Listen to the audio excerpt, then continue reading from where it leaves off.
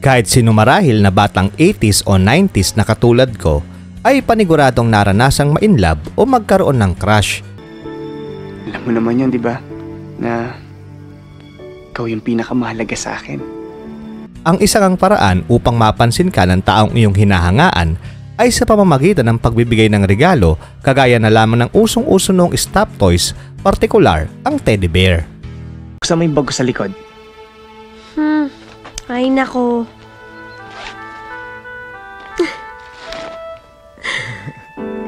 Ano? Ayan, alam mo, ang dami ko na nabibigay sa yung teddy bears, ha? Maliban sa regalo, ay hindi kumpleto ang pagiging teenager mo kung hindi ka napuyat magsulat ng love letter na pinagsikapan mong gandahan ang sulat mo at tumingin sa diksyonary kung tama ba ang spelling ng salitang ilalagay mo sa iyong isinusulat na love letter.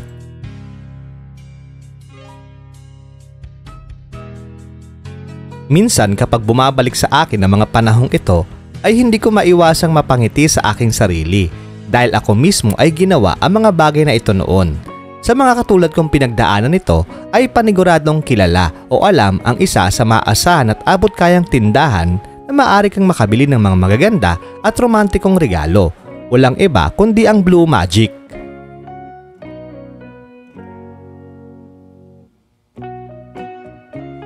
Mula sa matitingkad na disenyo at puno ng mahikang konsepto ng Blue Magic ay naging bahagi na ito ng Valentine celebration nating mga Pilipino.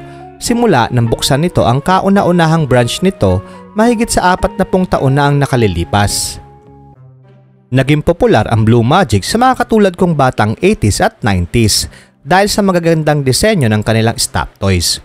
Ngunit alam nyo ba mga katanong na nagsimula ang tindahan sa pagbebenta ng mga handcrafted wooden items na may mensahe ng pagkakaibigan, pagmamahal at pasasalamat.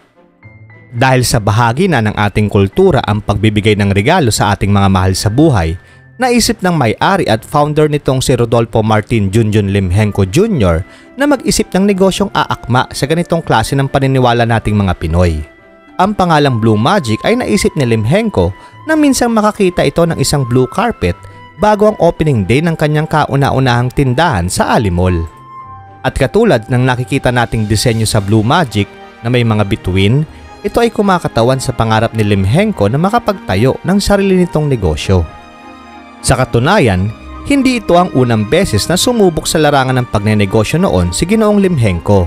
Ang unang negosyong sinubukan nito ay ang pagbebenta ng dish garden o halaman na nakalagay sa garapon na ginagawang dekorasyon sa mga tahanan. Dahil sa maagang pagkawala ng kanilang ama, ay kinailangan mag-isip ng pagkakakitaan ang binatang si Limhenco upang suportahan ang 5 pa niyang kapatid na halos lahat ay nag-aaral pa lamang. Ang mga dish garden na ito ay gawa mismo ni Junjun na kanyang ibinebenta sa kinuha nitong maliit na pwesto sa Makati Cinema Square. Ang mga halamang ginagamit niya sa paggawa ng dish garden ay binibil pa nito sa Tarlac at ang pandekorasyon naman dito ay dinadayo pa nito sa Cubao, Quezon City. Maingat at masinop niyang binubuo ang mga ito sa kanilang tahanan sa Novaliches at saka naman niya dadalhin sa kanyang pwesto sa Makati. Ang mga pangyayaring ito ang nagbigay inspirasyon kay Junjun Limhenco na kailangan nitong magpunyagi at magsumikap sa buhay. Pinangalanan niyang El Verde Manila ang kanyang unang tindahan ng dish garden at karagdagang produkto na may kasamang ceramic items. Unti-unti ay sinikap ni Junjun Limhenco na paluguin pa ang kanyang maliit na tindahan hanggang sa nag-evolve bilang tindahan ng handicraft at kalaunan ay naging Blue Magic na kilala natin sa kasalukuyan. Ilan nga sa masugid na tagatangkilik ng Blue Magic noon ay mga estudyante na bumibili ng mga handicraft bilang panregalo sa kanilang mga teacher, kaibigan o kaklase. Ngunit pagtungtong ng high school ay dito na naghahanap ng stop toy, gaya na lamang ng teddy bear o kaya naman una ng mga ito upang ibigay naman sa kanilang unang pag-ibig o sa kanilang unang romantikong relasyon. Alam nyo ba mga katanong na sa kulturang kanluranin, ang pagbibigay ng teddy bear ay kumakatawan sa kamusmusan o kaya naman ay sa musmus na pag-ibig o yun ngang alam natin sa tawag na puppy love. Ayon rin sa paniniwalang kanluranin, ang mga oso o bear ay kalimitang ipinakikilala bilang tagapag-ingat ng mga bata kapag sila ay natutulog, maiwasan ang pagkabangungot at magkaroon ng masayang panaginip.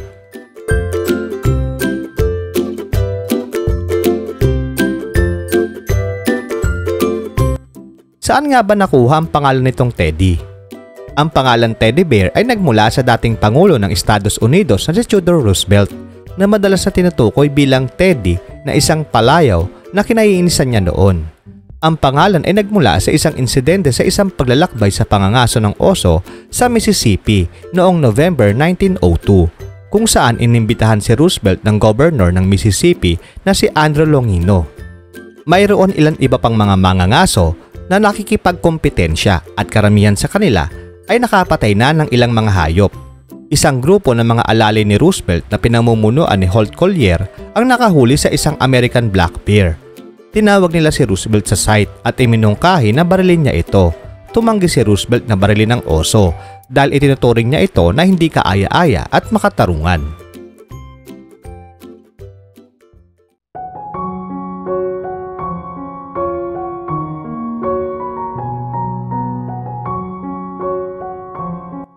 Sa kasalukuyan ay patuloy pa rin makabibili tayo ng mga magaganda at abot kayang mga panregalo sa Blue Magic. Ang mga selebrasyon gaya ng Valentine's Day, Mother's Day at Kapaskuhan ang mga araw na pinakaabala ang tindahan. Maliban sa mga physical store ng Blue Magic sa mga mall, mas pinadali pa ng kumpanya ang pagbili ng kanilang mga kinagigiliwang panregalo dahil meron na rin silang official store sa ilang sikat na digital marketplace.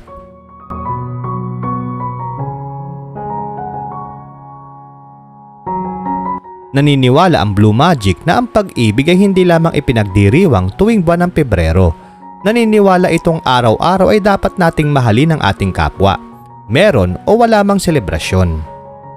Ang pag-ibig at pagmamahal sa kapwa na nagtulak sa Blue Magic sa tagumpay na tinatamasa nito sa kasalukuyan simula nang ito ay maitatag sa mahigit sa 40 taon na ang nakalilipas.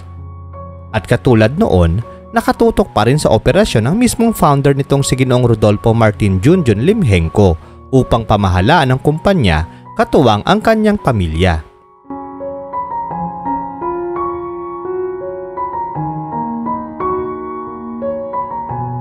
Sino sa inyong nakabili o kaya naman ay nakatanggap na ng regalo na binili sa Blue Magic, mga katanong? Ano ang kwentong Blue Magic mo na hindi mo malilimutan?